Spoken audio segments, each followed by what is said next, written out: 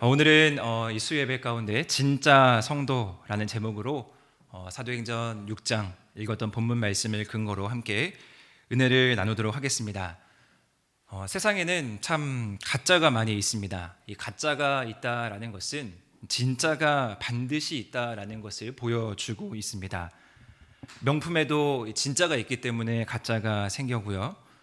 뉴스에도 진짜 뉴스가 있기 때문에 그것을 흐리기 위해서 가짜 뉴스가 생겨납니다. 심지어 다들 잘 아시다시피 가짜 예수도 많이 생겨나는데 그것은 진짜 예수님이 있기 때문입니다. 우리나라만 하더라도 본인이 스스로 예수라고 이야기하는 사람이 한두 명이 아니죠. 따라서 우리는 이 진짜와 가짜를 구별하는데 참 많이 애를 먹을 때가 있습니다.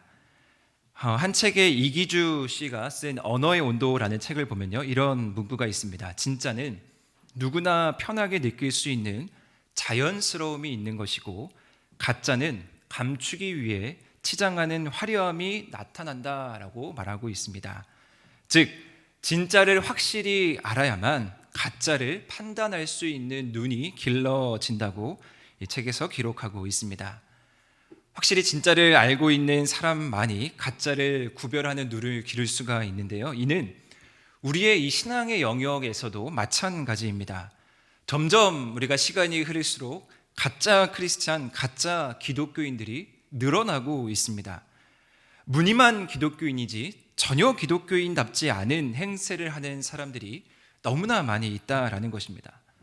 그것이 이단이 될 수도 있고요, 심지어 정통 기독교인 중에서도 그러한 사람들을 우리는 종종 찾아볼 수가 있습니다. 겉모습만 화려하게 치장한다라고 해서, 말로만 내가 교회 다니고 말로만 내가 기독교인이라고 해서 이제 우리를 사람들이 그리스도인이라고 인정해 주지 않는다라는 것이죠. 교회를 다니지 않는 사람들이 더 이제 기독교인을 분별할 수 있는 눈을 가졌고요, 사람들이 먼저 단번에 우리의 존재를 알아차리게 됩니다. 일부러 화려하게 포장하지 않아도 자연스럽게 누구나 편하게 느낄 수 있는 우리의 모습을 통해 우리는 진짜 성도로 나아갈 수 있습니다. 우리가 진짜 성도로 우리의 신앙을 지키는 데 있어서 이 본받아야 하는 중요한 사건이 바로 오늘 읽었던 이 사도행전 6장 말씀에 기록되고 있습니다. 예수님께서 부활하시고 이 땅 가운데 오셔서 40일 동안 다시 한번 마지막 제자들과 사역을 나누신 뒤에 승천하시고 사도행전에 와서 비로소 성령이 이 땅 가운데 임하게 됩니다. 그리고 성령을 경험한 제자들은 본격적으로 주님의 사역을 감당하는 데 앞장섭니다. 그렇게 제자들이 열심히 복음을 전하는데 많은 이들이 예수 그리스도를 믿고 많은 교회가 확장되다 보니 자연스럽게 이 제자들에게도 더 많은 일꾼들이 필요했습니다. 예수 그리스도의 사명을 받은 제자들의 사역을 적극적으로 서포트해 줄 인물이 필요했던 것입니다. 따라서 제자들은 진짜 성도를 그 곁에 더 세우고 싶었고, 진짜 성도와 하나님 나라를 확장하는 데 앞장서기를 원했습니다. 그래서 오늘 본문 6장 3절 말씀에 보시면 제자들이 이렇게 말을 하고 있습니다. 형제들아, 너희 가운데서 성령과 지혜가 충만하여 칭찬받는 사람 7을 택하라. 예수 그리스도의 사명을 감당하기 위해서 진짜 성도를 우리가 택해야 되는데 그 조건이 오늘 본문에 기록됩니다. 성령과 지혜가 충만하여 칭찬받는 사람. 우리에게 하나님의 일이 맡겨질 때, 우리가 믿음으로 바로 설 때 우리가 먼저 가져야 하는 자세가 바로 여기에 기록되어 있습니다. 성령과 지혜가 충만하다라는 것은 내 삶 속에서 이 성령과 지혜가 흘러 넘친다라는 말입니다. 즉, 내가 어떤 사람을 봤을 때 이 사람은 예수님과 동행하는 그 모습이 흘러 넘치는구나. 이 사람은 예수님을 알아가는데 누구보다 앞장서고 예수님을 알아가는 지식이 누구보다 흘러 넘치는구나. 우리가 살아가다 보면요, 딱 봤을 때도 이러한 사람이 있습니다. 저 사람은 딱 봐도 그리스도인이구나. 우리가 말하지 않아도요, 우리가 포장하지 않아도, 우리가 꾸미지 않아도 딱 봐도 그리스도인인 사람이 있습니다. 저는 그것이 바로 바울이 고린도후서 2장에서 말하고 있는 그리스도의 향기가 가득한 사람, 우리로 말미암아 각처에서 그리스도를 아는 냄새를 나타내는 사람이라고 여겨집니다. 그렇게 그리스도의 향기, 그리스도의 냄새가 가득한 7 집사가 선택되게 되고요. 그 중에서도 우리가 주목해야 하는 한 사람이 제일 먼저 등장하는데 그가 바로 스데반입니다. 7 집사 중에 7명을 선택하는 사람 중에 가장 앞서 등장한 이 스데반은 누구보다도 진짜 성도로 구별된 사람이었습니다. 제자들이 성령과 지혜가 충만한 사람을 택할 때 가장 먼저 주목받는 사람이었습니다. 이것은 무엇을 말하냐면요, 이 스데반이라는 사람이 평소에 그의 행실이 어땠는지를 보여주고 있는 것입니다. 평소에 나타나는 자연스러움, 편안함의 그 신앙의 모습이 삶 속에서 늘 장착되어 있었고 그것을 누구보다 주변 사람들이 잘 알고 있었습니다. 가장 가까운 사람에게 인정받고 존경받는다라는 것이 그 사람이 평소에 어떤 사람인지를 단번에 알려주는 것입니다. 가까운 사람일수록 그 사람의 다양한 면을 볼 수 있기 때문입니다. 신앙인으로서 우리가 가정에서 또 교회에서 직장에서의 모습이 다를 수가 있습니다. 그런데 한결같은 자연스러운 그 모습 안에서 주변 사람들이 그를 인정한다면, 특별히 가장 가까운 사람들이 그를 인정한다면 그는 진짜입니다. 이런 종합적인 면에서 스데반은 모든 사람들에게 인정받았던 사람이었습니다. 그래서 제자들은 스데반을 중심으로 한 이 7 집사에게 이 일을 그들에게 온전히 맡기고 기도와 말씀 사역에 집중할 수 있었던 것입니다. 사랑하는 우리 하누리 성도 여러분, 먼저 바라기는 우리가 성령과 지혜가 충만하여서 하나님께 칭찬받는 우리 하누리 모든 성도님 되시기를 축복합니다. 따라서 우리가 하나님께서 우리에게 일을 맡기실 때에 내가 이 친구에게는, 이 사람에게는 믿고 맡길 수 있겠구나라는 그 마음이 하나님으로부터 넘쳐나기를 축복합니다. 그런데 여기서 그치는 것이 아니고요, 더 놀라운 이 스데반의 모습은 무엇이냐면요, 스데반이 이제 말씀을 전하다가 잡힌 후에 법정에 섰을 때 많은 사람들이 스데반을 평가했던 모습입니다. 오늘 본문 말씀으로는 읽진 않았지만 다들 잘 아시는 말씀 15절 말씀에 기록되어 있는데 이렇게 말씀에 기록하고 있습니다. 공회 중에 앉은 사람들이 다 스데반의 얼굴을 주목하여 보니 그 얼굴이 천사의 얼굴과 같더라라고 말합니다.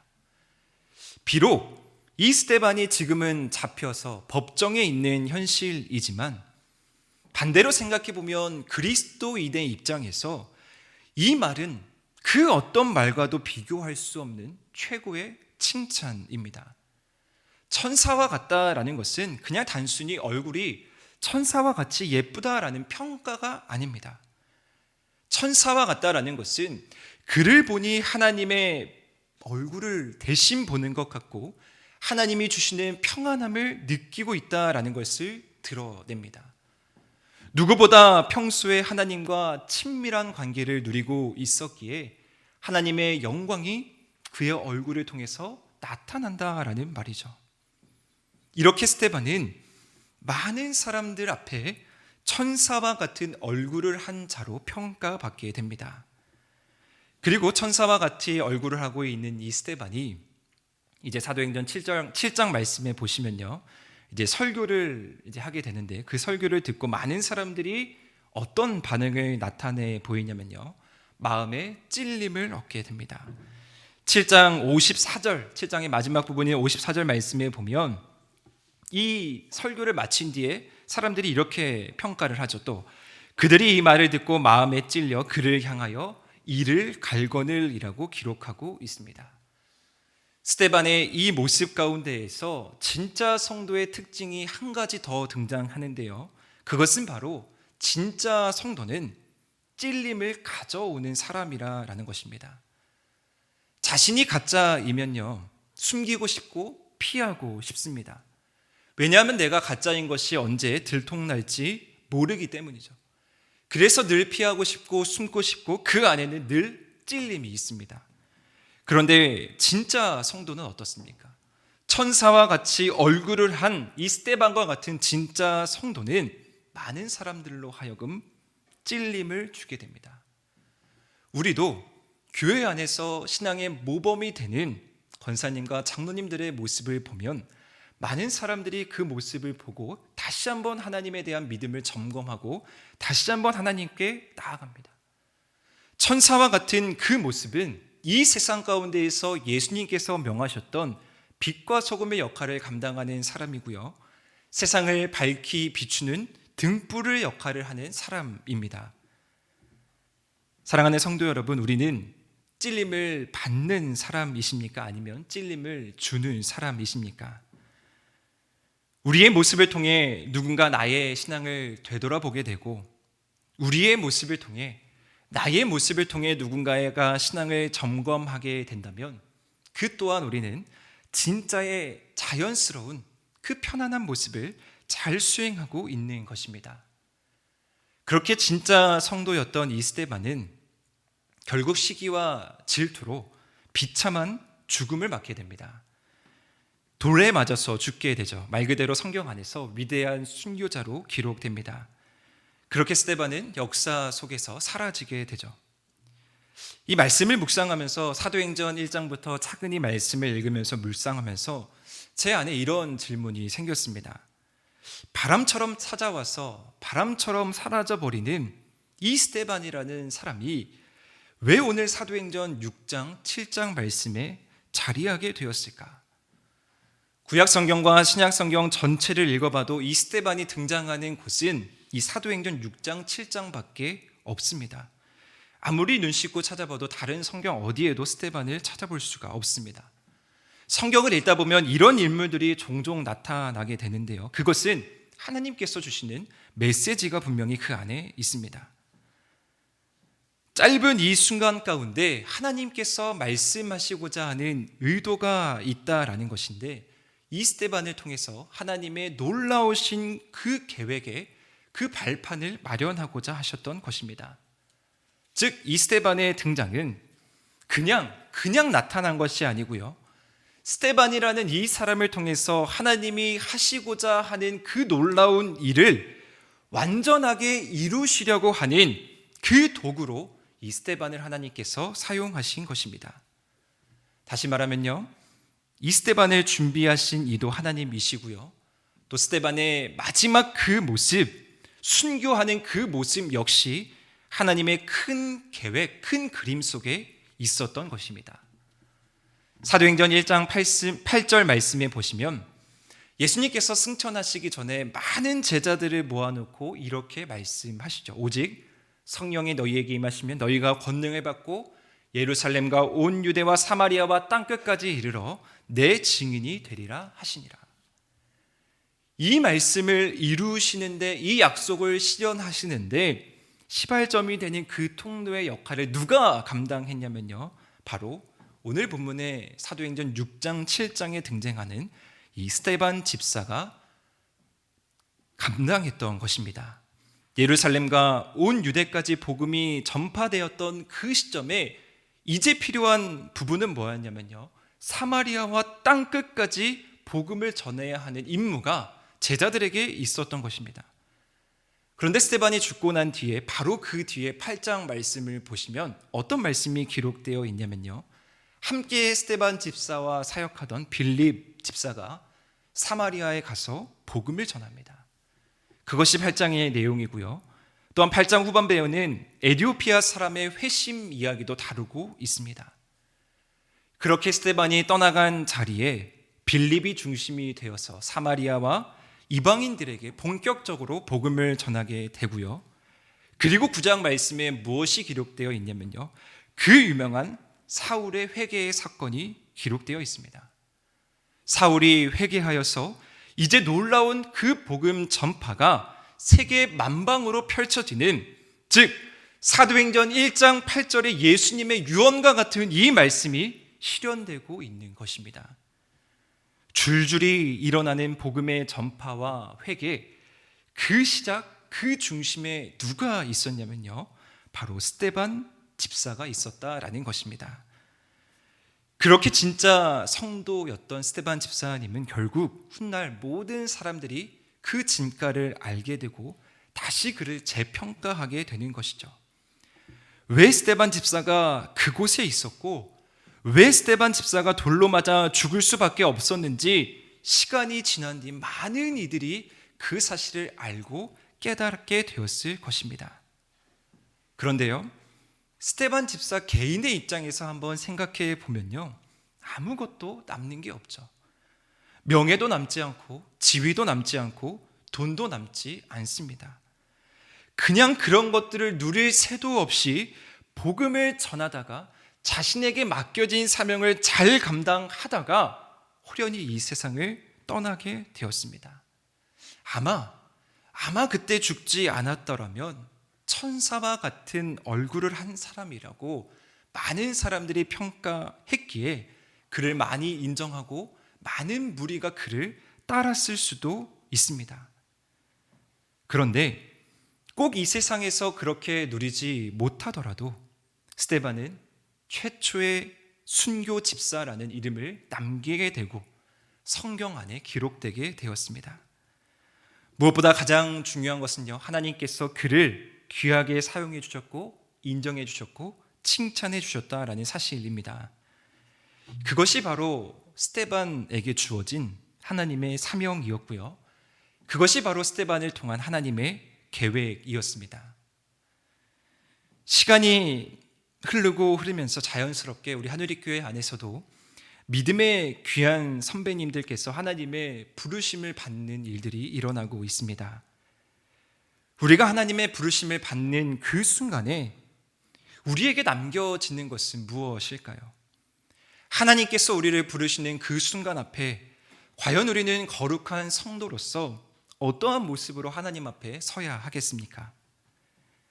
다른 어떤 것이 중요한 것이 아니겠죠.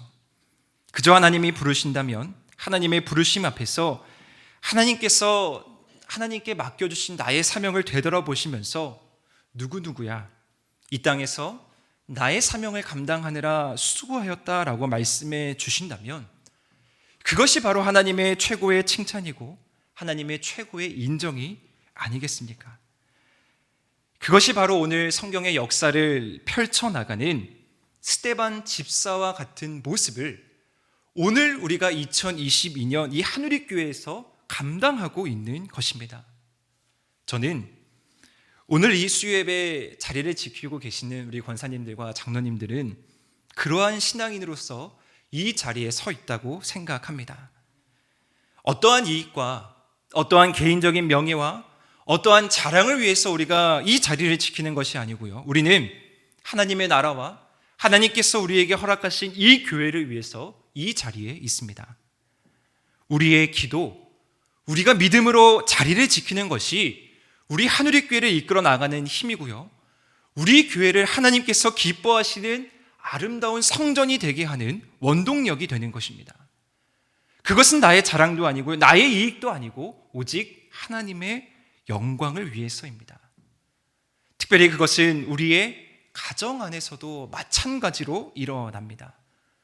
우리 권사님들의 신앙의 모습, 우리 장로님들의 아름다운 신앙의 모습을 통해서 그것이 우리 가정 안에 흐른다면 그 가정이 믿음의 가정이 되는 초석이 되고 수많은 후손들에게 아름다운 신앙의 모습으로 전파되고 또 전파될 것입니다.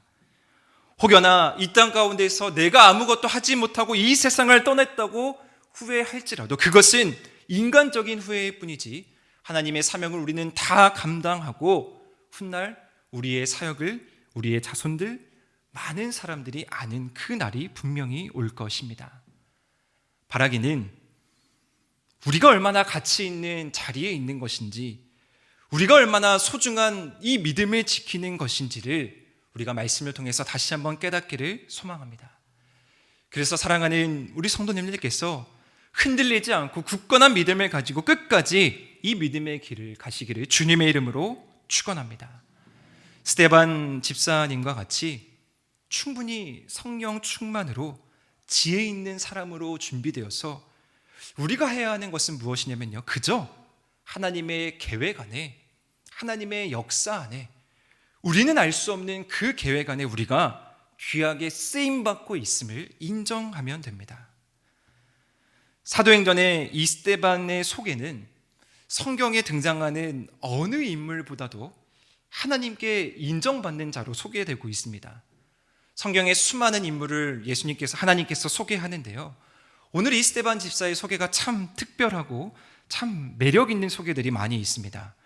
오늘 읽었던 말씀인 6장 3절에서는요, 성령과 지혜가 충만하여 칭찬받는 자, 그 중에 으뜸이라고 하고요, 6장 8절 말씀에 보면요, 은혜와 권능이 충만하여 큰 기사와 표적에 민간에 행하는 자가 바로 스데반 집사라고 합니다. 또한 10절 말씀에 보면요, 스데반이 지혜와 성령으로 말함을 그들이 능히 당하지 못할 정도로 뛰어난 사람이라고 소개합니다. 천사와 같은 얼굴을 하고 있었고 성령이 충만하고 있었다라고 계속해서 스데반 집사를 6장, 7장에서 소개하고 있습니다. 하나님의 일을 감당하는 데 있어서 최고의 수식어로 스데반은 묵묵히 자신의 책임을 다하고 있었던 것입니다. 그렇다면 과연 마지막으로 이러한 평가를 스데반 집사가 받을 수 있었던 이유가 무엇일까?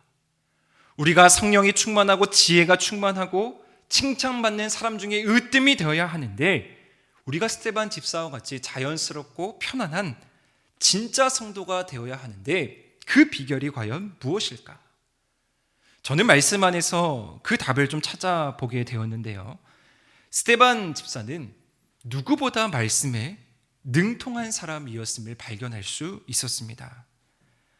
오늘 이제 집에 가셔서 사도행전 7장 말씀을 한번 읽어보시면요, 이 신약 성경에 소개되고 있는 어떤 훌륭한 인물과 비교해도 손색이 없을 정도로 완벽한 설교로 논리정연하게 이 설교를 오늘 스데반 집사가 사도행전 7장에서 하고 있습니다. 구약의 모든 내용을 능통하여서 아브라함과 솔로몬에 이르기까지 구약 성경 내용을, 유대인의 율법을 지적하면서까지 누구보다도 말씀을 잘 알고 있었던 사람입니다. 이것은 그저 말씀을 자랑하기 위함이 아니고요, 누구보다 말씀 중심으로 살아갔다라는 것을 반증하고 있습니다. 이제 돌아오는 토요일에 제2회 성경 암송 축제가 우리 하늘교회에서도 이루어지는데요, 매주 암송하는 그 말씀을 우리 권사님들께서, 장로님들께서 하고 계실 텐데요, 그것을 하면 그 말씀이 매일 내 안에서 살아 숨쉬는 것을 느끼게 되실 것입니다. 말씀을 암기하고 말씀을 알면 알수록 더 말씀에 벗삼아 살아갈 수밖에 없는 것이죠. 스데반이 그렇게 당당하게 그 앞에서 모세를 통하여 이스라엘에게 주신 하나님의 율법을 전할 수 있었던 이유는 그가 누구보다도 말씀 중심으로 살았던 사람, 그것을 보여주고 있습니다. 하나님의 말씀의 위대함을 누구보다 잘 알고 있었던 사람이고요, 하나님의 진리 되신 말씀이 이 세상을 살아가면서 얼마나 큰 힘이 있는지, 세상의 것과는 비교할 수 없는 능력이 있음을 누구보다 잘 알고 있었습니다.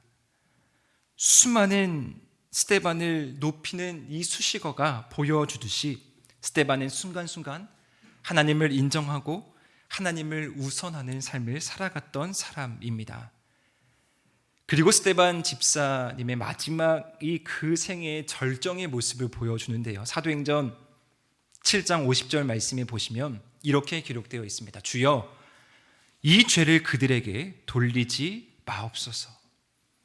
이 말씀을 들으면 우리는 예수님의 십자가의 마지막 그 장면이 떠오릅니다. 마지막 죽는 그 순간까지 예수 그리스도의 모습으로 강렬한 인상을 남겨주고 이 세상을 떠나게 됩니다.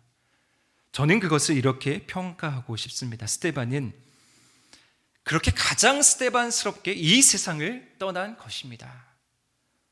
사랑하는 성도 여러분, 담임 목사님께서 늘 외치듯이 우리가 하늘교회의 전설로 남아 가장 우리 권사님 같은 모습으로 이 세상을 떠나시기를 주님의 이름으로 축원합니다. 진짜 성도의 삶을 자랑스럽게 여기시고 우리가 믿음을 지키며 애쓰는 이 모습이 하나님의 역사의 한 페이지를 써 내려가는 시간임을 기억하시고 우리를 위해서 오늘도 더 놀랍게 그 일을 이루시는 하나님을 기대하시면서 살아가시기를 주님의 이름으로 소망합니다. 늘 지혜와 성령이 충만하시고요, 스데반 집사와 같이 말씀에 능통하여서 그리스도의 향기를 늘 뿜어내는 우리 하늘의 모든 성도님들 되시기를 주님의 이름으로 축원합니다.